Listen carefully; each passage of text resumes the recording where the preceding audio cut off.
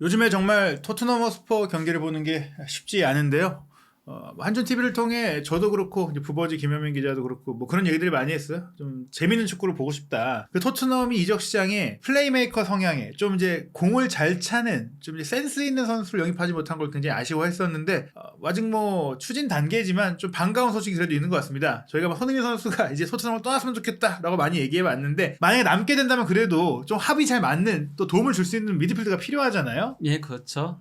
그런 의미에서 뭐 만약에 브란트가 오게 된다면은 그러면 정말 딱 맞는 퍼즐 조각이 될 가능성이 있죠. 예. 예. 지금 독일 언론에서 그리고 또 이제 빌트지의 유료판 그러니까 가짜 뉴스나 뭐 낭설이 아닌 실제로 이적 시장에서 벌어지고 있는 일을 보도하는 이 매체에서 소식이 나와서 전해드리려고 하는데요. 기본적으로 사실 이 브란트 선수는 현재 뭐 중앙 미드필더 내지 공격형 미드필더 이선 공격수로 폭넓게 뛰는데 콘테 감독의 성향과 남아질 수 있어요. 그러나 콘테 감독이 올 여름에 뭐 토트넘을 떠날 가능성이 굉장히 크기 때문에 예. 토트넘이 새 판을 짜게 될 경우 영입할 수 있는 선수이자 또 손흥민 선수와 이미 함께 뛰어본 경험이 있는 손흥민 선수와 교류가 있었던 좀 신분이 있는 선수가 온다는 것은 희소식이 될 수도 있을 것 같습니다. 예, 거기다가 무엇보다도 이 선수가 볼을 참 예쁘게 잘 차는 선수기 때문에 예. 더 그런 부분에서 기대가 되는 거죠. 바로 도르트문트의 최근 상승세를 이끌고 있는 독일 국가대표 미드필더 율리안 브란트 토트넘 이적설이 떴는데요. 대체 어떻게 된 일인지 믿을 수 있는 얘기인지 그리고 토트넘에 올 경우에는 어떻게 뛸 것이라고 볼 수 있는지 독일통 부버지 김현민 기자와 함께 살펴보도록 하겠습니다. 우선 이 보도는 독일 내에서 키커와 더불어 가장 유명한 매체 빌트에서 이제 돈을 지불해야만 볼 수 있는 유료판에서 나왔어요. 예, 일단 기사 제목이 어떤 거냐면요. 도르트문트 재계약, 브란트가 주도권 잡았다. 그래서 이제 도르트문트 스타가 이미 밝힌 사실, 브란트는 도르트문트를 손에 쥐고 있다. 그러니까 결국은 이거는 브란트 하기 나름이다라는 얘기인 거거든요. 브란트가 선택권을 갖고 있다는 얘기인데 사실 올여름에 계약이 끝나는 건 아니지만 계약이 1년밖에 안 남을 때는 보통 선수가 주도하게 되잖아요. 예. 그래서 이제 이 기사를 웰크바일러랑 이제 요나스 오르트만 두 명의 이제 도르트문트 전담 기자들이 이제 같이 쓰게 된 기사인 건데요. 일단 기사 내용을 보면요. 이제 단지 상대팀만 브란트를 두려워하고 있는 게 아니다. 예. 이 얘기인즉 본인의 소속팀도 브란트를 두려워해야 한다는 얘기인 거죠. 이 얘기는 이제 워낙에 잘하고 있는 선수인데 잃어버릴 수 있다는 게 걱정된다는 것이거든요. 예. 근데 브란트의 최근 폼이 좀 좋다면서요. 예, 이건 너무 좋은 건데요. 일단 뭐 그 다음에 이제 배경. 브란트는 2024년에 자유계약 선수가 된다. 예. 계약 기간이 2024년까지니까 이번 시즌이 끝나기 전까지 재계약을 하지 않게 되면은 1년밖에 남지 않게 되는 거거든요. 예. 그러니까 케인하고 똑같은 상황이 되는 거예요. 그러면은 예. 이제 헐값에 팔 수밖에 없는 상황이 오기 때문에 그것 때문에 이제 재계약을 해야 한다는 얘기인 건데요. 게다가 이제 케인 선수와 비교했을 때 나이가 4살 정도 어리기 때문에 사실 도르트문트 입장에서는 재계약을 못할 경우에 올여름에 좀 이적료를 회수하면서 파는 게 당연히 구단의 운영상 으로는 좀 맞지 않느냐 뭐 이렇게 볼 수 있겠습니다. 예, 근데 이제 그 다음에 이제 브란트의 활약상이 나오는 건데요. 브란트는 현재 인상적인 폼을 유지하고 있다. 그는 이번 시즌 공식 대회 서울 경기에 출전해 9골 5도움을 기록 중에 있다. 경기당 0.5개의 공격 포인트를 올리고 있는 거죠. 예. 그러면서 브란트는 도르트문트 상승세의 상징이다. 당연히 도르트문트가 그와 연장 계약을 체결하고 싶어하는 건 두말할 필요가 없다. 예. 그러면서 이제 그 다음에 프리미어리그 얘기가 나오는 겁니다. 예. 두 빅클럽이 브란트를 뜨겁게 원한다. 그래서 이제 그의 뛰어난 활약은 다른 정상급 클럽들에게도 알려졌기 때문에 브란트는 도르트문트를 손에 쥐고 있다. 브란트가 재계약을 할지 말지를 이제는 브란트의 선택지에 달렸다는 거예요. 네, 이제 도르트문트가 그 답을 기다려야 된다는 것. 즉 도르트문트는 재계약을 하고 싶은데 자신들이 내건 조건을 받아주실 것인가 브란트님께서 예. 아니면 안 받아주시면 어쩔 수 없이 여름에 이적시켜야 된다는 건데 사실 이거 문제 때문에 카마다 다이치를 좀 영입하려고 좀 작업하고 있는 게 아닌가 싶어요. 네, 카마다 다이치 거의 영입이 확정적이라는 보도들이 나오고 있죠. 거기다 예. 카마다 다이치랑 브란트랑은 여러모로 비슷한 유형의 선수라고 할 수 있으니까요. 물론 예. 뭐 저는 브란트가 더 천재형 선수라고 생각합니다. 카마다 다이치가 대신 이제 조금 더 꾸준한 유형의 선수고요. 결국에 이제 도르트문트도 어느 정도는 브란트가 나갈 것을 좀 대비는 하고 있다. 예. 그래서 이제 빌트지 정보에 따르면 잉글랜드 강호 아스널과 토트넘이 여름에 그를 영입하고 싶어 한다. 예. 여기서 또 붙었죠. 북런던 예. 더비. 근데 이 두 팀은 사실 그동안 뭐 많은 선수들에 대해서 영입하는 게 겹쳤기 때문에 물론 아스널이 지금 순위도 높고 영입 이적 시장에서 좀 잘 움직이긴 했지만 그래도 라이벌로서 약간 비슷한 수준의 팀이라고 할 수 있어요. 그래서 많이 여러 선수들도 경쟁했는데 뭐 예를 들어 토미야스의 경우도 그랬었고 예. 그 외에도 뭐 제주스에 대해서도 토트넘도 연결이 네, 됐었고 그렇죠. 꽤 많이 비수마도 사실 아스널로 가려고 네. 했던 선수이기도 하고 여러 가지로 겹쳐요. 예, 그러면서 이제 브란트 역시 지인들에게 프리미어리그 이적이 매력적이라는 사실을 알린 바 있다. 무엇보다도 그의 절친 카이 하베르츠가 잉글랜드에 있다. 첼시에 예. 있는 거죠. 예. 예, 그러면서 이제 브란트는 지난 2019년 여름 2,500만 유로의 이적료와 함께 레버쿠젠에서 이적해온 이래로 줄곧 도트문트 유니폼을 입고 있다. 최근 몇 년 동안 그는 그의 안에 있는 뛰어난 잠재력이 어떤 건지 너무 드물게 보여주는 엉성한 천재로 여겨졌다. 이 선수가 정말 집중만 하면은 축구 정말 잘하거든요. 예. 저는 그 현재 독일에서 이 선수만큼 축구력이 좋은 선수가 없다라고 생각을 할 정도로 정말 천재성을 가지고 있는 선수인데, 근데 이 선수가 집중력이 떨어져가지고 자꾸 딴 생각을 할 때가 있어서 기복이 좀 있다는 거죠. 네, 굉장히 좀 그게 경기 중에도 기복이 상당히 많았었거든요. 그게 브란트의 단점이었던 거였는데, 그래서 바로 이 얘기가 나온 거죠. 이거지 그가 지난해 여름 도르트문트에서 매각 대상자로 뽑힌 이유이기도 하다. 예, 영입해서 좀 적당히 쓰긴 했는데 계약 기간 2년 남은 시점에 좀 비싸게 팔아볼까라고 생각을 했던 것 같고, 예. 근데 이제 이게 결국 FA 로이드인가요? 이제 계약 기간이 끝나가면 선수들이 좀 집중하고 잘하는 경향들이 있잖아요. 지금 너무나도 매 경기 진짜 미친 듯이 잘하고 있어가지고 예. 이젠 도리어 도르트문트가 제발 좀 남아주세요 하고 있는 거고, 브란트가 좀 생각 좀 해볼게 이런 상황이 된 거예요. 그래서 결론이 하지만 이제 브란트는 도르트문트를 손에 넣었다, 소나기에 쥐고 있다, 이렇게 얘기를 하는 건 거죠. 예, 근데 이거는 이제 그 도르트문트 관련해 가지고는 가장 그 공신력이 높다라고 할 수 있는 베르게 기자가 이제 스포트 아인츠 기자거든요. 도르트문트 단장인 제바스티안 켈과 또 이제 감독인 에딘 테르치치와 그리고 이제 CEO인 바스케까지 전부 다 이 선수를 붙잡고 싶어한다, 예. 재계약을 하고 싶어한다, 이런 보도를 했고, 이때만 하더라도 매우 낙관적으로 흘러간다는 얘기들이 나왔었어요. 예, 이건 2월 중순에 보도고 현재 3월이 됐는데 그 네. 사이에 또 활약이 더 이어지면서 더 주가가 올랐죠. 예. 그러다 보니까 이제 물론 뭐 폴크 기자 같은 경우는 이제 빌트지 편집장이긴 해요. 근데 바이엘은 전담 기자다 보니까 도르트문트 쪽 소식이 아주 바삭바삭한 건 아니에요. 예. 그래도 뭐 밑에 이제 도르트문트 기자들이 그렇죠. 있으니까 거기서 듣는 얘기들이 있겠죠. 그러면서 본인이 이제 그 컷오프 사이드에다가 독점 칼럼을 기고를 하거든요.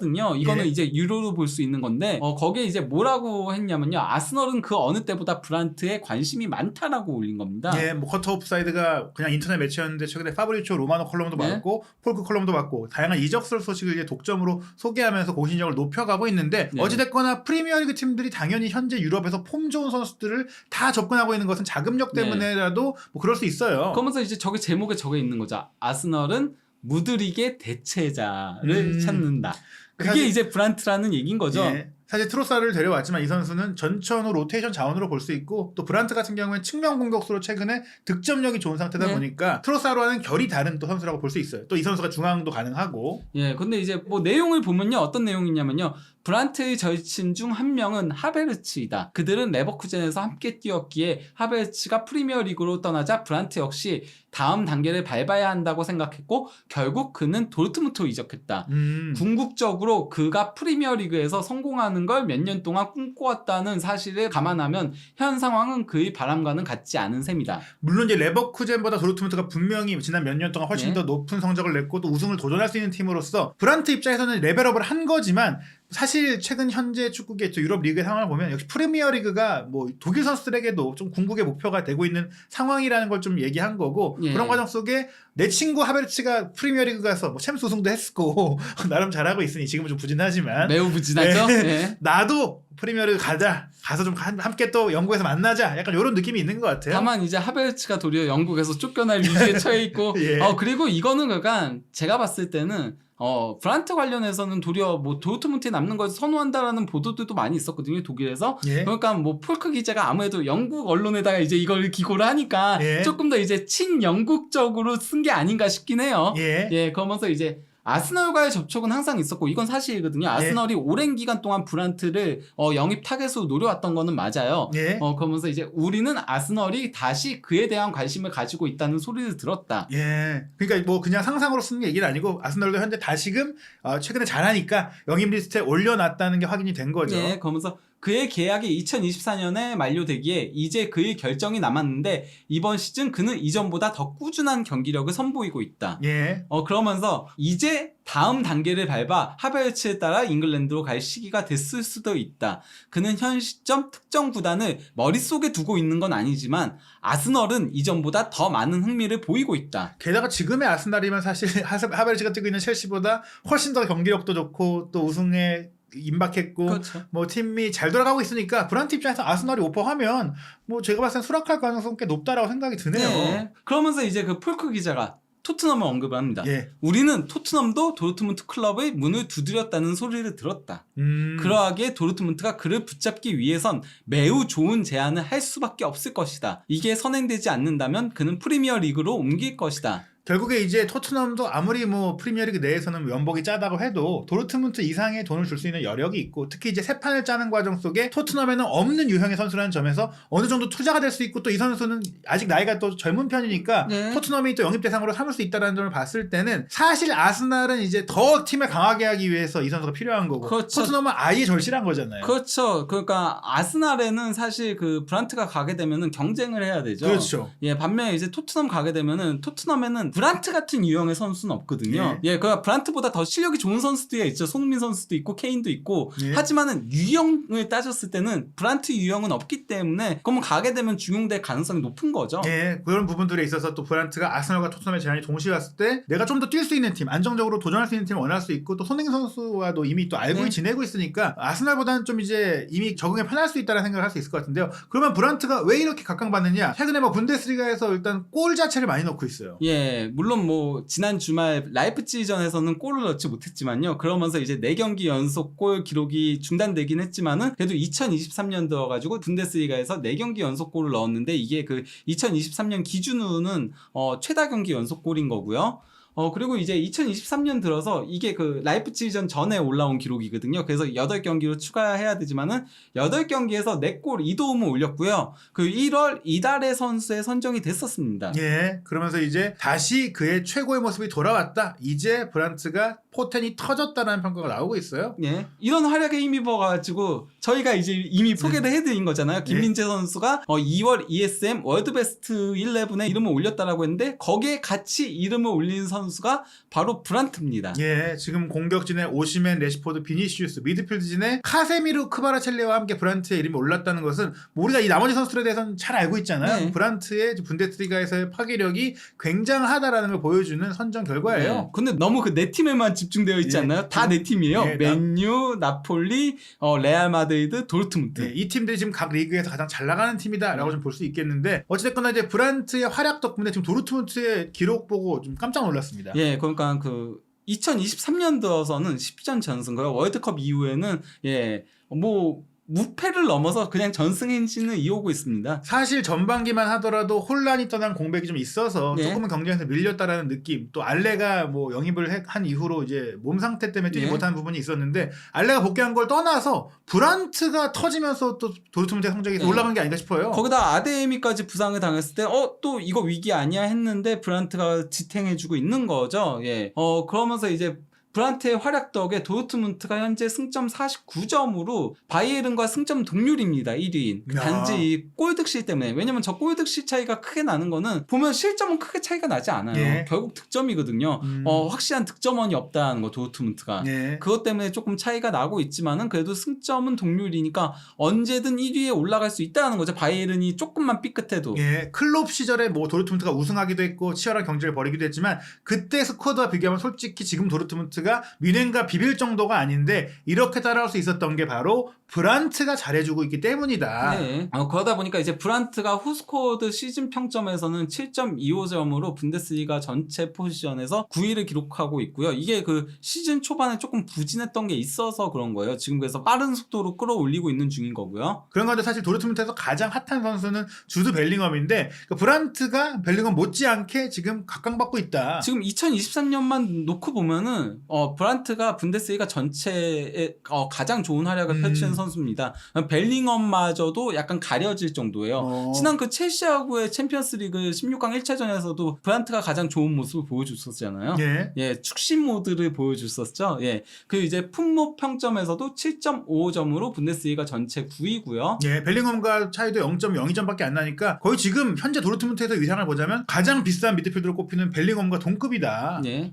그리고 이제 키커즈 시즌 평점, 미드필더 부문. 왜냐면은 키커즈는 약간 골키퍼들한테 후하게 점수를 예. 주거든요. 그래서 골키퍼들이 상위권을 쫙 차지하기 때문에 그래서 이제 포지션으로 봐야 되는데 미드필더에서 공동 6위에 위치하고 있습니다. 그럼 평점 3점으로요. 평점 3점인데 벨링엄보다 이건 높고 키미웨아 동급이니까 지금 브란트의 위상은 어떻게 보면은 말씀하신 대로 분데스가 현폼 원탑이다. 중원 미드필드에서. 네, 거기다가 코만 같은 경우는 경기 수가 적거든요. 16경기에 그것도 이제 베노텟은 어떤 의미냐면요. 이게 평점이 주어진 경기. 그러니까 조금 30분 이하로 뛰면은 평점을 안 주거든요. 키커즈는 13경기밖에 안 된다는 거예요. 표본이 많을수록 평점 받기가 좀 불리할 수가 있는데 그런 와중에 이제 브란트는 20경기나 평점을 받았으니까 평점을 받은 전체 리스트 중에서도 많은 경기가 이제 포함된 선수입니다. 네. 브란트의 이번 시즌 기록은 분데스리가 23경기 8골 4도움이고요. 공식 대회는 31경기 9골 5도움을 기록 중에 있습니다. 챔피언스리그에서도 1골 1도움이 있고 또 첼시와의 2차전 결과에 따라서 8강까지도 갈 수가 있는 상황이에요. 네, 근데 브란트는 정말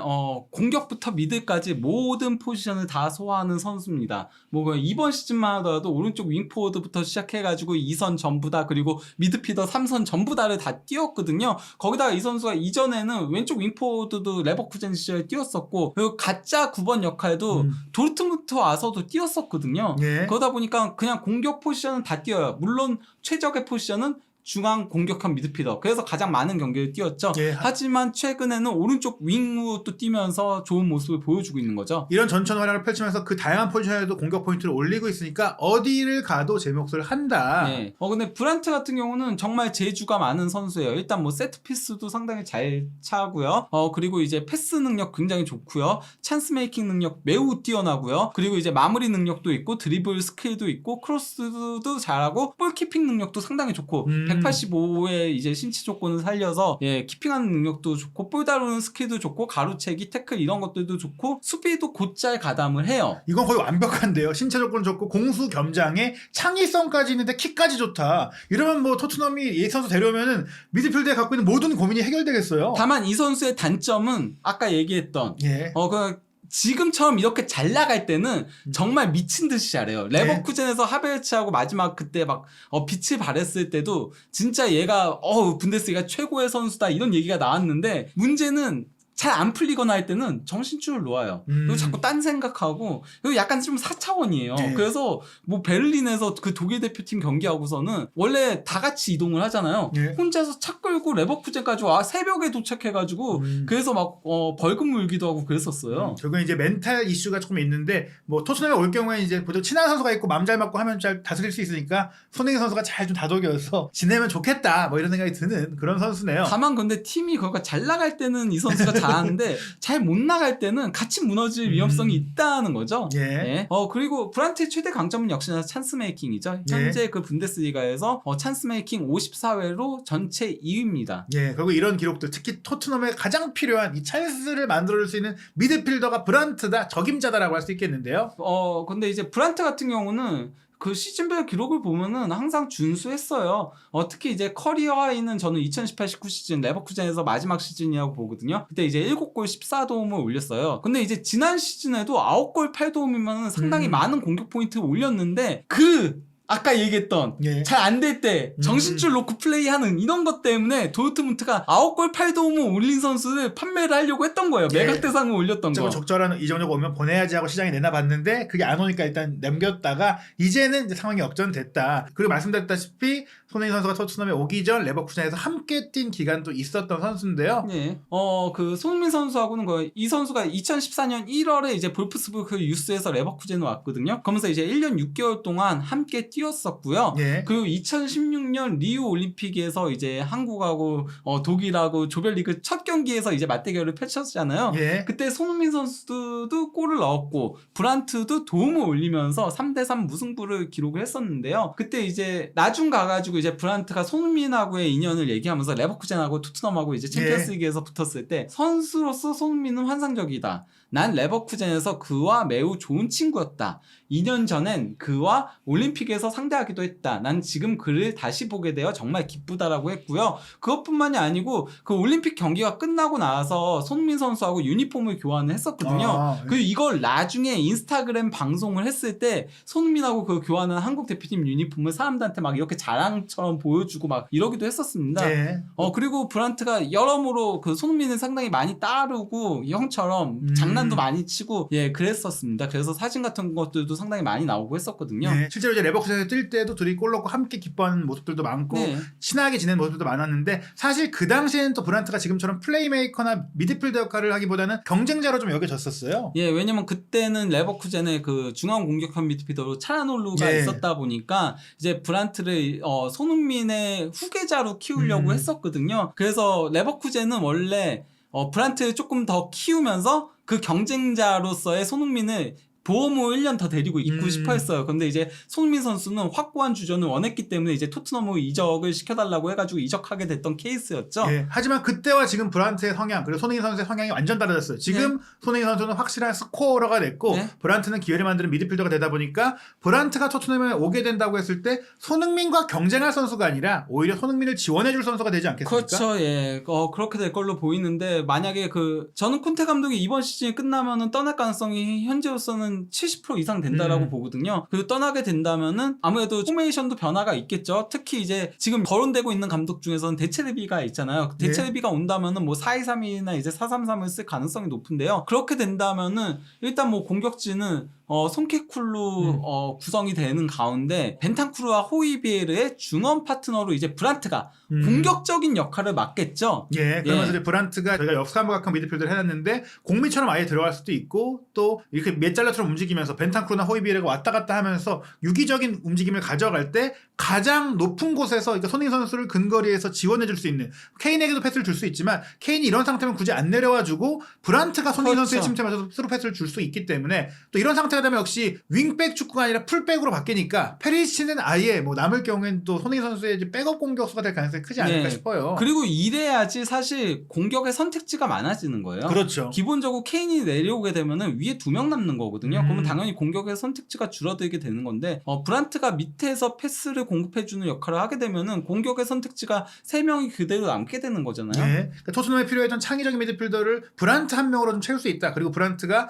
말씀드린 대로 측면 공격수, 세컨드 스트라이커, 공미, 중미가 다 되니까 전술적으로 범용성이 있으니까 굳이 추가적으로 미드필더 2명 살 게 아니라 1명 사서 나머지 선수들과 시너지를 내고 차라리 지금 약점인 센터백 포지션에 좀 투자를 할 수 있는 좀 자금적인 여력도 될 수가 있다.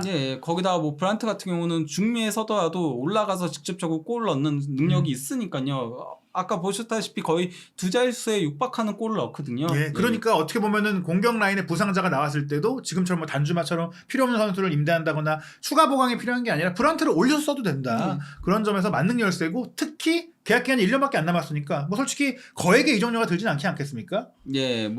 근데 현 시점은 어쨌건 보도 내용들이 다들 아스날 쪽에 조금 더 포커싱이 맞춰져 있긴 합니다. 그러니까 토트넘은 현재까지는 아마도 챔피언스리그 진출권 획득이 일단 중요할 거예요. 브란트도 챔피언스리그 진출권이 있어야지 아마 토트넘을 선택하지 않을까 싶긴 합니다. 그 여부가 굉장히 중요하고 또 어떤 감독이 오느냐도 중요한데 제 개인적으로 봤을 때는 어떤 감독이 와도 브란트 사준다고 하는데 마다하고 내가 원하는 선수 사고 싶어라고 하진 않을 것 같아요. 지금 폼을 보면. 그렇죠. 지금 폼과 그리고 이 선수가 가지고 있는 재능적인 부분을 놓고 보면은 누구나 다 원할 겁니다. 그러니까 감독이 안 와도 미리 작업을 충분히 토트넘이 할 명분은 있다. 그렇기 때문에 토트넘이 챔스에 나가야만 이 선수를 데려올 수 있다. 그리고 뭐 저희가 계속 말씀드리지만 손흥민 선수의 이적 조건도 챔스에 못 나가야 이런 일들이 좀 벌어질 수 있으니까 그렇죠. 챔스에 나갈 경우에는 이제 손흥민 선수가 또 토트넘에서 뛰어야 되잖아요. 그러니까 브란트가 오기를 좀 기대해 봐야 될 것 같은데요. 지금 저희가 이 얘기를 좀 강조하는 이유가 토트넘이 이적 시장이 열릴 때마다 많은 선수가 링크가 됐는데 플레이메이커랑은 제대로 된 링크가 거의 없었는데 처음 나온 거잖아요. 예, 그래서 너무 기뻐하시는 것 그렇죠, 같아요. 예. 여태까지 항상 한탄을 했잖아요. 네. 저한테. 예, 이제 예. 마침내 좀 기대할 만한 이적설이 나온 것 같은데요. 과연 토트넘이 브란트와의 좀 더 밀도 있는 협상으로 나아갈 수 있을지, 또 손흥민 선수의 미래는 어떻게 될지 한준TV에서 부버지 김현민 기자와 함께하는 꼼꼼한 팩트체크 분석으로 확인하시기 바랍니다.